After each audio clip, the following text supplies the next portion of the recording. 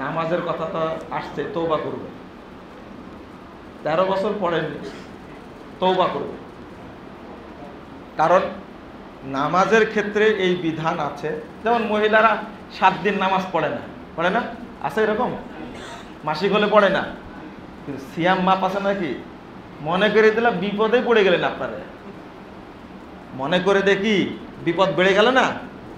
মহিলারা মাসিক হলে 7 দিন 9 দিন সিয়াম পালন করতে পারে না, পারে, কিন্তু সিয়াম কি করতে হয়?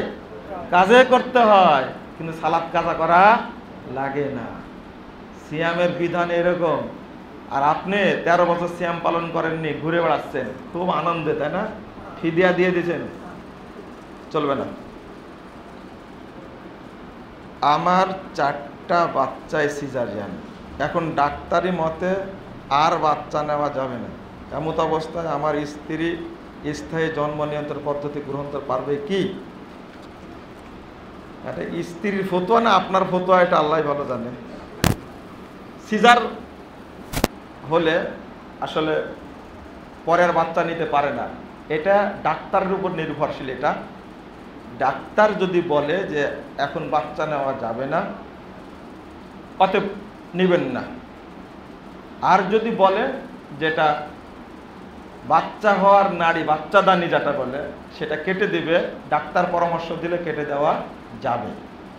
তবে এখানে আমি বিপরীতটাও বলবো, একজনের 7 বাচ্চা হয়েছে, 6টাই সিজার, মাত্র 4টা হয়েছে, তাহলে এখনো বাস্তবতা বাকি আছে কয়টা? এখনো 2টা বাকি আছে।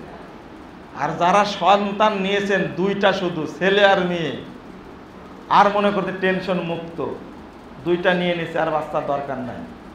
যতগুলো বাচ্চা মারছেন আপনি, কিয়ামতের মাঠে তাদের হিসাব দেওয়ার জন্য আপনি রেডি হন। বাচ্চা কি কপালে আপনার 2টাই ছিল? দেখেন, আল্লাহু আকবার। আমি একজন মহিলার কথা শুনলাম, ছোট ছোট 5টা বাচ্চা, এর পরেও আরো বাচ্চা নিবে, ছোট ছোট 5টা বাচ্চা। আমার দেখে মনে হলো যে বছর পর পর হয়েছে একটা করে, বুঝছেন? এরপরে বলছে যে আমি বাচ্চা নিতেই থাকবে, 10টা হোক আর 15টা হোক, কারণ আমি রাসূলের কাছে আমার মর্যাদা ফিরে পেতে চাই। অর্থ আমি যেন আল্লাহ রাসূল যেন বলে যে আমি এই উম্মতকে নিয়ে গর্ব করছি, কারণ তার বাচ্চা বেশি।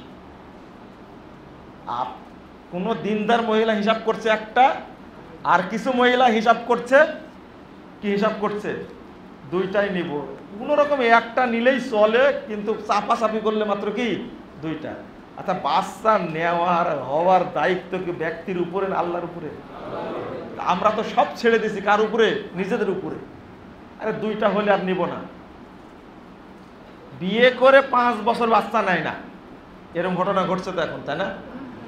আনন্দ ফুর্তি, দেশ বিদেশ ঘুরে বেড়ায়, বাচ্চা নেবে না।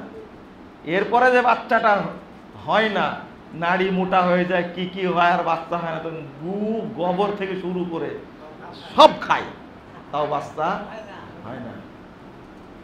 তখন বাচ্চা একটা আসলেও তেড়া বাঁকা হয়, কিভাবে রাখবে, বেড রেস্টে থাকতে হয় 6 মাস 9 মাস, নাহলে পড়ে যাবে, ডাক্তার বলে। এগুলো সব হলো বাটপারি। এগুলো কথা বুঝতে পারলেন?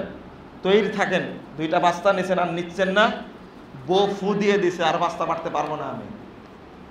এই ক্ষেত্রে জরুরি হলো বউকে সোজা করার জন্য 2টা পথ। আজকে আসার পথে বললাম, বিয়ে আর একটা করবেন, তুই বাচ্চা নিবি না, মানে বুঝেননি কথা? আর ব্যারামটা যদি আপনারই হয়, ব্যারামটা কার? বইয়ের না, ব্যারাম আপনার। ব্যারাম বুঝেন তো? আপনার এলাকার ভাষাতে, আমাদের এলাকার ভাষা না, ব্যারাম। রোগটা যদি আপনারই হয়, তাহলে আপনি আগে তওবা করেন। এই নীতি অবলম্বন করবেন না, খবরদার। লা হাওলা ওয়ালা কুওয়াতা ইল্লা বিল্লাহ, এটা করবেন না। উত্তর পাইছেন?